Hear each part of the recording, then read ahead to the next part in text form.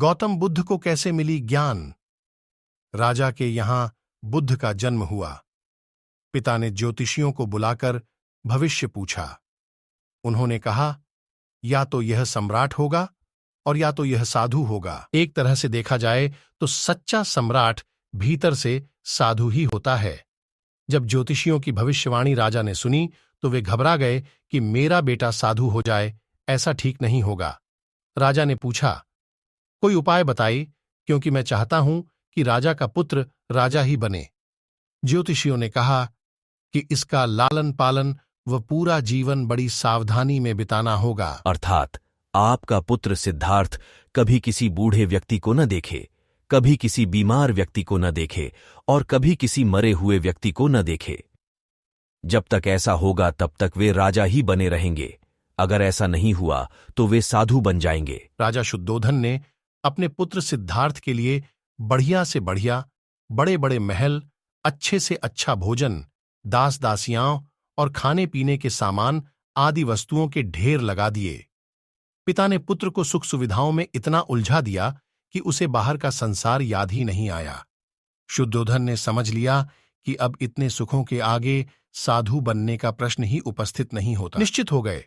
राजा शुद्धोधन ने बिल्कुल पक्की व्यवस्था कर रखी थी कि उनका पुत्र सिद्धार्थ जीवन में कभी भी वृद्ध, बीमार और मृतक व्यक्ति को देख न सके, क्योंकि वे अपने पुत्र को खोना नहीं चाहते थे। सिद्धार्थ का जीवन ऐश्वर्य और सुख सुविधाओं में बीत रहा था। उनके जवान होने पर एक सुंदर कन्या यशोधरा से उनका विवाह हो गया। विवाह हो जाने पर शुद्धोधन की आधी चिंता मिट गई। अब तो शादी हो गई, अब कहां जाएगा? अब तो मेरा पुत्र बंधन में बंध गया है, अब उसके कहीं जाने का सवाल ही नहीं उठता। 1 वर्ष बाद बेटे का भी जन्म हो गया। उसका नाम राहुल रखा गया। अब राजा शुद्धोधन को बिल्कुल पक्का विश्वास हो गया कि अब यह कहीं नहीं जा सकता। एक दिन सिद्धार्थ ने कहा कि पिताजी, आज तक मैंने कभी अपनी राजधानी नहीं देखी, आपकी आज्ञा हो तो आज देखाऊं। राजा ने कहा, हां हां, अवश्य जाओ, अपना शहर देख कर आओ।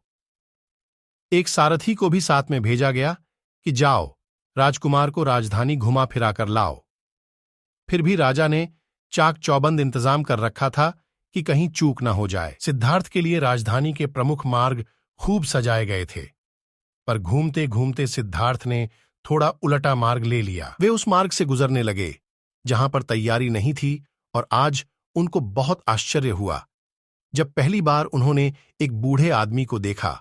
कमर झुकी हुई, पूरी चमड़ी में झुर्रियां पड़ी थीं। वह परेशानी और दुख से बेहाल था। उसकी चाल बहुत धीमी थी। बूढ़े की झुकी हुई कमर को देखकर सिद्धार्थ को एक झटका लगा और सारथी से उन्होंने पूछा, क्या एक दिन मैं भी बूढ़ा? सारथी ने कहा, हां राजकुमार, हर व्यक्ति के जीवन में 3 अवस्थाएं आती हैं, बचपन, जवानी और बुढ़ापा। एक दिन तुम भी बुढ़ापे की अवस्था में जाओगे। हे राजकुमार, यह संसार का नियम है, चाहे गरीब हो या अमीर, सबका शरीर शिथिल अर्थात बूढ़ा होता है। राजकुमार सोच में पड़ गया। सारथी ने रथ को आगे बढ़ाया तो कुछ दूरी पर एक बीमार व्यक्ति मिला जो रोगों से घिरा हुआ था। उस पीड़ित व्यक्ति को देखकर राजकुमार का मन बहुत ही दुखी हुआ। राजकुमार ने पूछा, इसको क्या हुआ है? सारथी ने कहा, यह व्यक्ति बीमार है, इसलिए यह कराह रहा है। इस संसार में दुख और सुख दोनों हैं। यह अपने अपने भाग्य की बात है कि कोई दुखी है और कोई सुखी है। क्या मैं भी कभी बीमार हो सकता हूं? सारथी ने कहा, आप यह विचार अभी छोड़ दें। समय बड़ा बलवान होता है। ये सारी बातें कर्मों पर निर्भर करती हैं। चाहे राजा हो या रंक, सुख दुख सब पर आते हैं। अगर शरीर में कोई रोग आना है तो वह आएगा। ये सब सुनकर राजकुमार सोच में पड़ गया। सारथी ने रथ को कुछ आगे बढ़ाया तो सामने से 4 कंधों के ऊपर एक अर्थी को जाते हुए देखा। राजकुमार ने ऐसा पहली बार देखा था। उसने सारथी से पूछा, यह क्या है? यह आदमी मर गया है, यह मुर्दा है। जो व्यक्ति मर जाता है उसको बांधकर श्मशान भूमि में ले जाते हैं, फिर वहां पर उसे जला दिया जाता है। राजकुमार ने कहा, क्या सबको मरना पड़ता है? हां, सबको मरना पड़ता है। यह मृत्युलोक है। जो जन्म लेता है उसे कभी न कभी अवश्य ही मरना पड़ता है।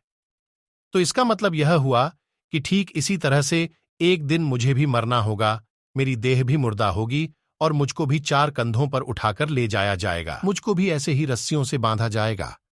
मेरे भी आगे पीछे घर के सदस्य रोएंगे, तड़पेंगे और जिस संसार को मैंने इकट्ठा किया है वह सारा का सारा मुंह से छूट जाएगा। इसका मतलब यह हुआ कि क्या एक दिन मैं भी मर जाऊंगा?